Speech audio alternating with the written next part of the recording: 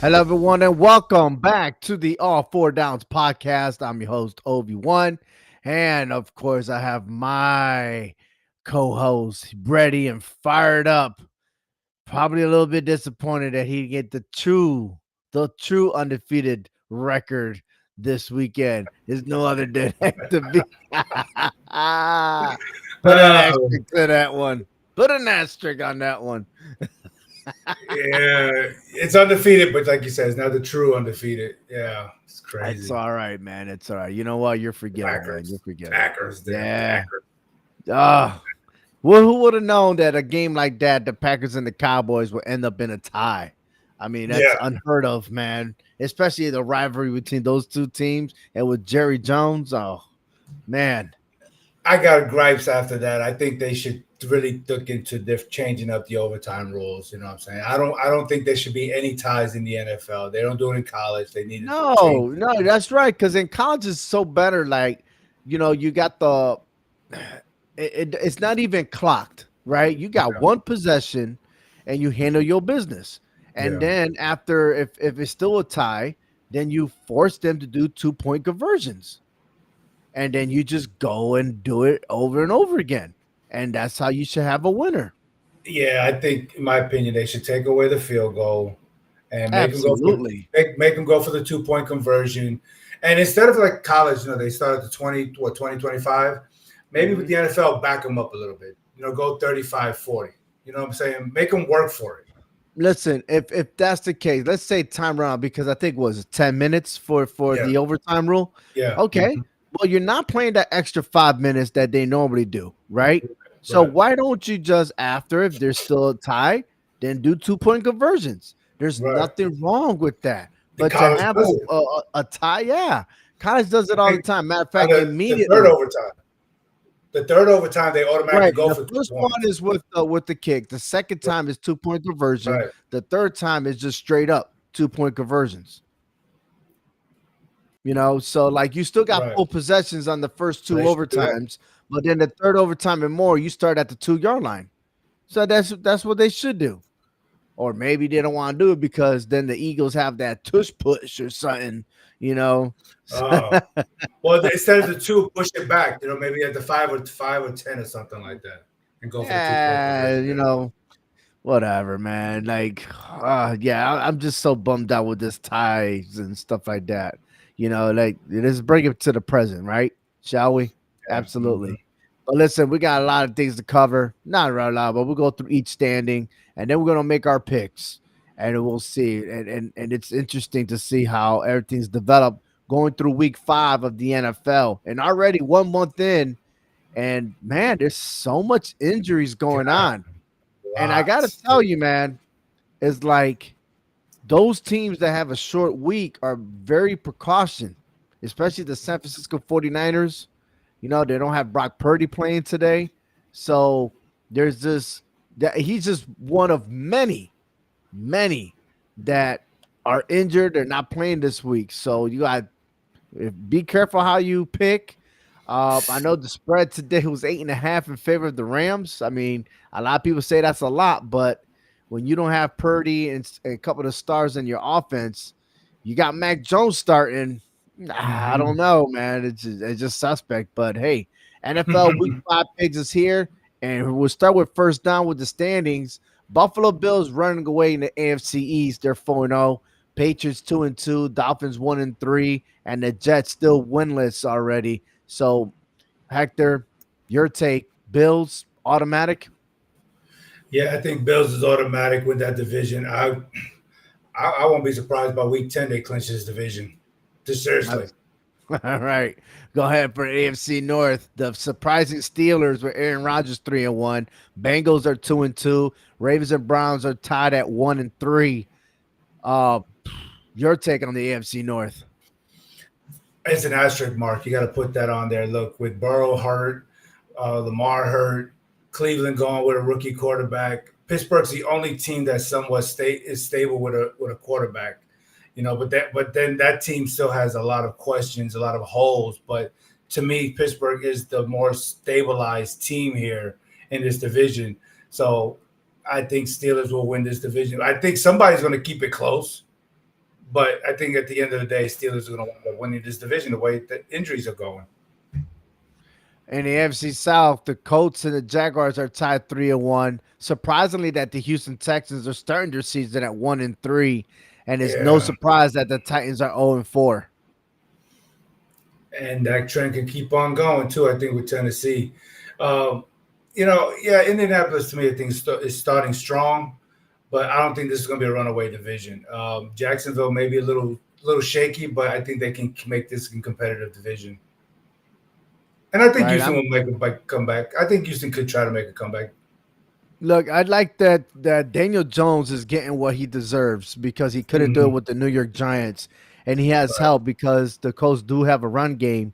But I'm liking Jacksonville. They're turning their season around. But the history has shown that Jacksonville Jaguars start hot, and for some odd reason, in the month of December, they get frozen, and they don't know how to win, and they've lost a lot of games and missed opportunities in the playoffs. I'm liking it to see how this can develop, and can the Houston Texans wake up?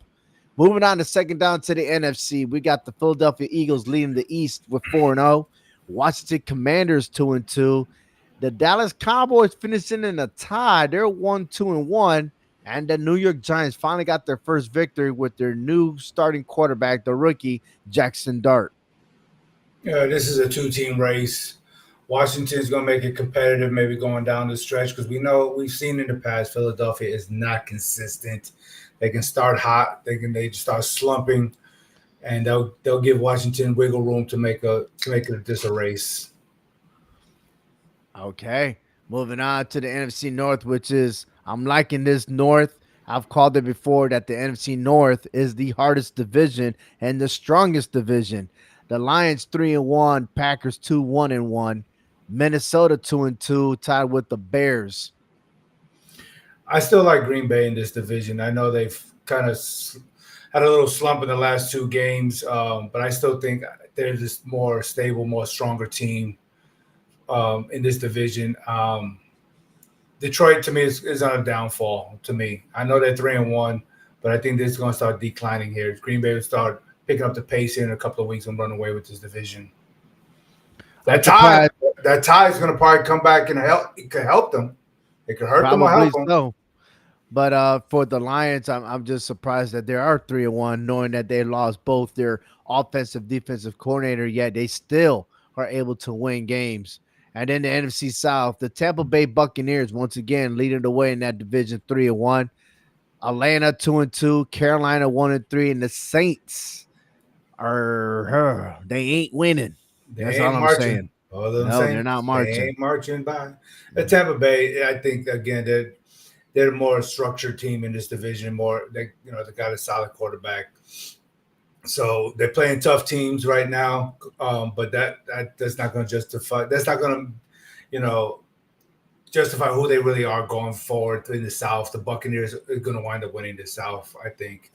Atlanta, I think they're still trying to figure themselves out. Carolina, New Orleans, just call it a wash. NFC West, the San Francisco 49ers and the Seattle Seahawks, the Los Angeles Rams. All three teams are tied at 3-1 with Arizona 2-2. A lot will say that but might disagree with me that I said the NFC North is the strongest, but looking at the record, the NFC West looks even stronger. But they're dealing with a lot of injuries, starting with San Francisco with Purdy not starting in Thursday night football. They got key players that are not playing. Now, I'm just curious to see, is it worth playing football on Thursday nights? Because if you're banged up on Sunday and your body's not fully recovered, and it usually recovers by the weekend, with that short week, I mean, it makes a big difference. Yeah, it does. It really does. And then and then your team draws the short end of the stick, having to play on a short week like that with these injuries. I don't know. I see where you're coming from, and I respect what you're saying, but I like Thursday night football. But You got something to do. Just watch TV and watch the game. I get it. Yeah. But I mean, I do see it from your standpoint, your respect, your perspective about it. There's too many injuries, and they got to take that into consideration. But hey, the next man up, right? You got to prove But yourself. what about this though? Why? I mean, look, we had two Monday night football games. So why not Mhm. have more Monday night football games? For example, Prime Video move over to Monday night. Apple move to Monday night. Whatever the case, whatever they need. Why not we just have Sunday and Monday?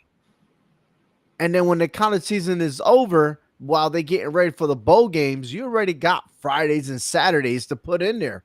I think that's manageable, in my opinion. Yeah, Something I to mean, think about.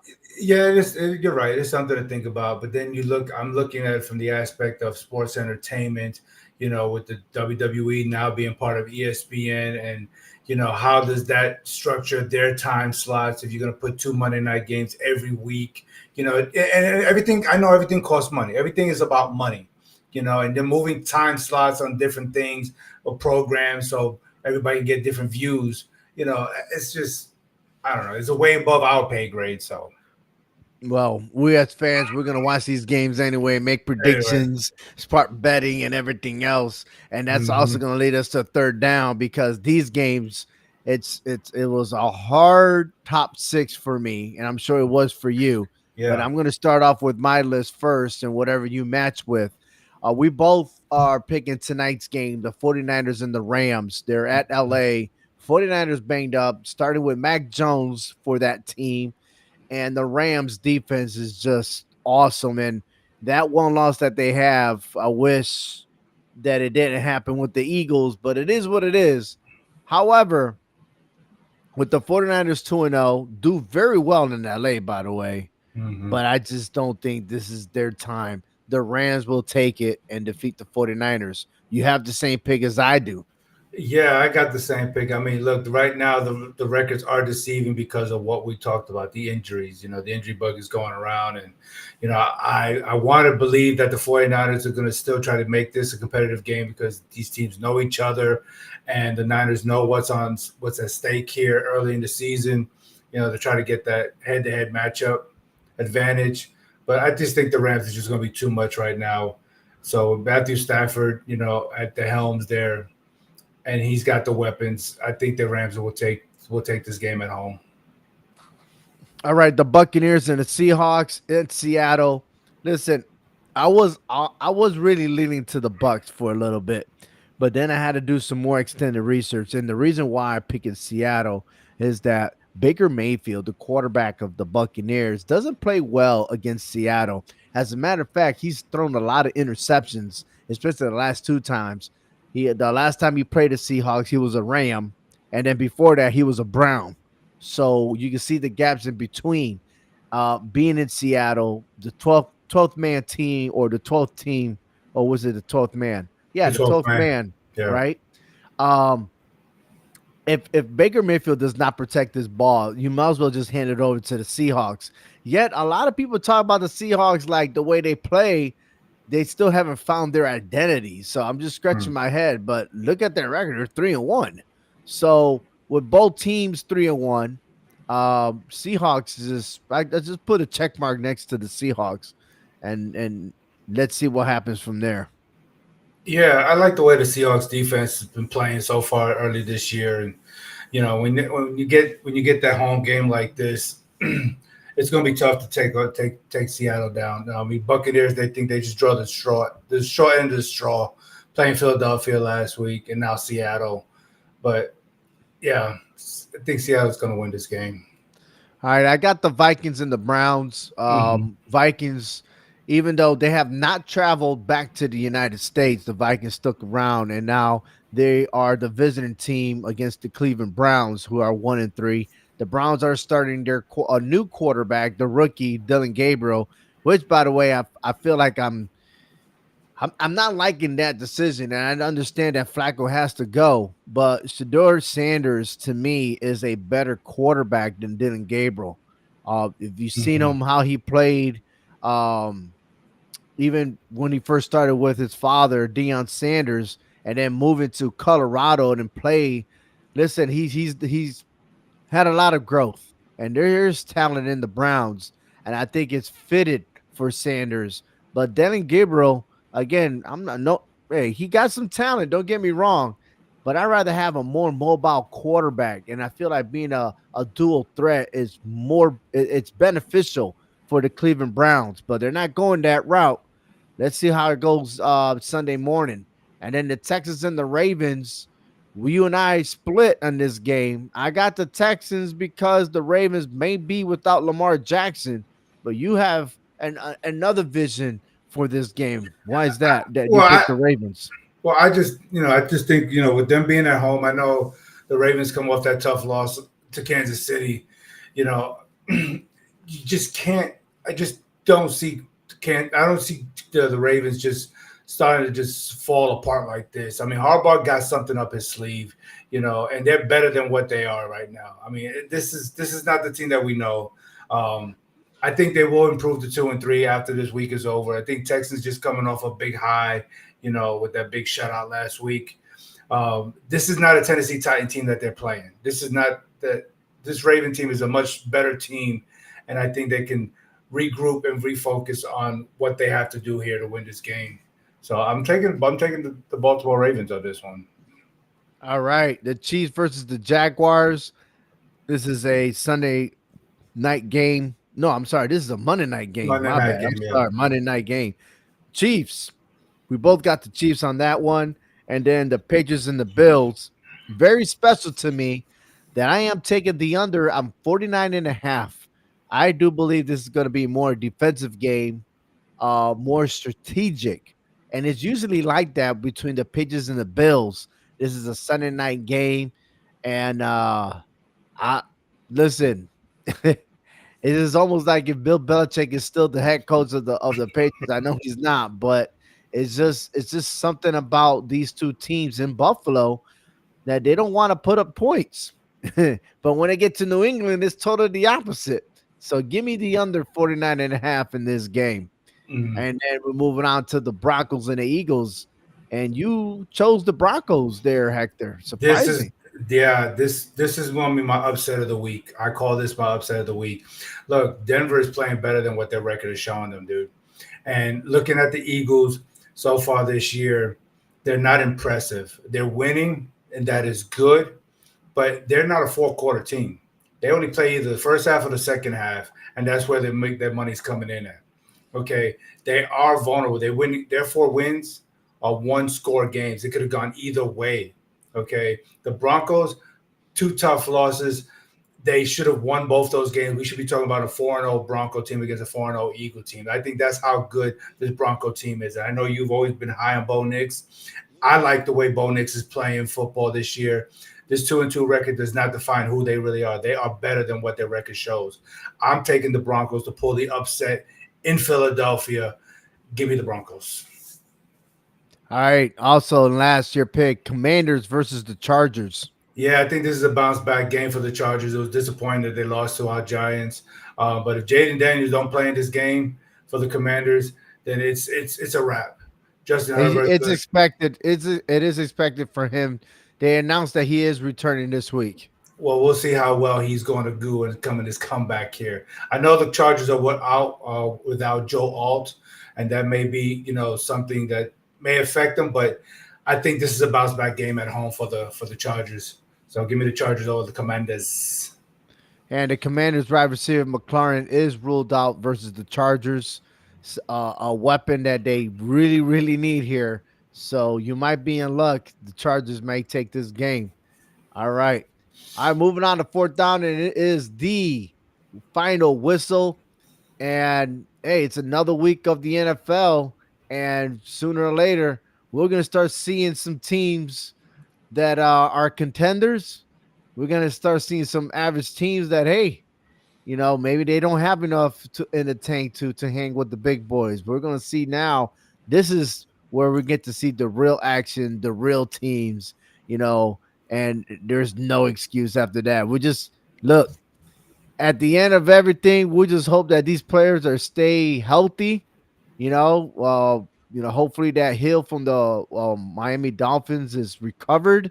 Have a safe recovery. I know he's out for the season, but Man, between years of watching football until today, today's era, it seems like, for any little thing, man, these cats get injured quick, Yes. and I'm just curious to see what can the NFL do to keep these players healthy and safe. Yep. I know. And, That's what we need too, because I would hate, to be on my job and always getting injured and always being on the sideline. mm, You messing with my money here. But at the same time, are these players doing what they're supposed to be doing in the off season? Are they conditioning themselves? Are they doing what they're supposed to do? Because again, we talked about this, off the show, that Tom Brady has been an example. right, Okay. This right. man's taken so many sacks in his career, but yet he's never been injured to where he's been out for a long period of time. So it is possible. It's always anything is possible. And then who said that before? Oh, that was Kevin, Kevin yeah, Garnett. Yeah. yeah. Hmm. Well, that's a wrap for our show. It's all four downs. Enjoy this week. And if you didn't tune into the college football, go ahead and tune into our YouTube channel or your Facebook. Like and subscribe. Check out my picks for college football this weekend. It's going to be spectacular. Take care, Yeah. everyone.